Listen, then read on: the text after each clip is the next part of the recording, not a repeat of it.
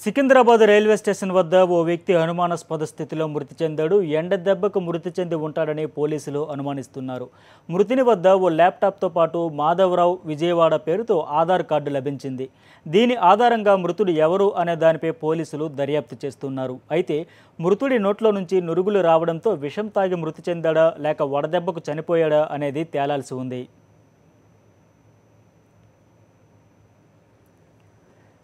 మరింత సమాచారం మా కరెస్పాండెంట్ వాసు అందిస్తారు. వాసు, ఈ మృతుడిపై మీ దగ్గర ఉన్న సమాచారం ఏంటి?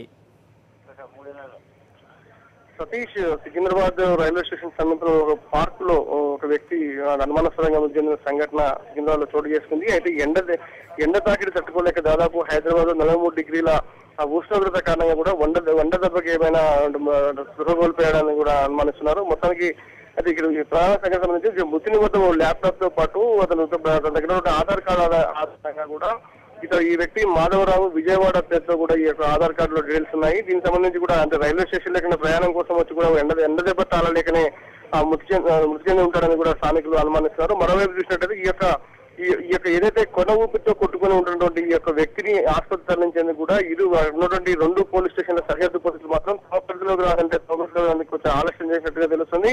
చివరకు ఒక హోంగార్డు మానవతా దృక్పథంతో కూడా ఆసుపత్రికి తీసుకెళ్లినప్పటికీ అప్పటికే లాభం లేకుండా పోయింది. అప్పటికే అతను ప్రాణాలు కోల్పోయినటువంటి పరిస్థితి. ప్రస్తుతం కేసు దర్యాప్తు చేస్తున్నటువంటి పోలీసులు ఏ కారణంగా ఇతడు చనిపోయాడనేది కూడా ప్రస్తుతం ఇంకా నిర్ధారించాల్సి ఉంది. మృతుడు ఏమైనా లేదంటే ఆత్మహత్యకు పాల్పడ్డా లేదంటే ఎండ దెబ్బతోటే చనిపోయాడని మాత్రం అనుమానాలు వ్యక్తమవుతున్నాయి. ఏదేమైనప్పటికీ కూడా హైదరాబాద్ లో చూసినట్టయితే రీసెంట్ గా ఎండ తీవ్రతకే ఈ విధంగా జరిగి ఉంటుందని అతను అనుమానిస్తున్నారు. కేవలం ఎండ సేదీరేందుకు పక్కన పార్క్ లో ల్యాప్టాప్ తో సహా కూర్చున్నటువంటి వ్యక్తి ఈ విధంగా చనిపోవడం అనేది కూడా స్థానికులందరినీ కూడా కలవరపరుస్తుంది.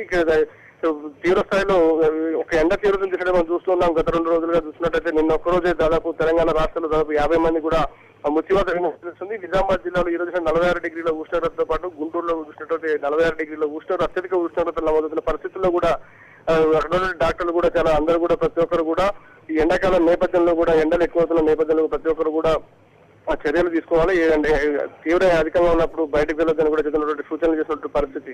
కానీ ఈ ప్రస్తుతం ఈ యొక్క మాధవరావు కుటుంబ సభ్యులు ఏదైతే మాధవరావు విజయవాడ పెడుతున్నటువంటి ఈ యొక్క ఆధార్ కార్డు ఆధారంగా కూడా నిందితుడిని గుర్తించేందుకు కూడా ప్రస్తుతం వైద్యులతో పాటు డాక్టర్లు కూడా యత్నిస్తున్నారు. Satish. Okay Vasu, thank you.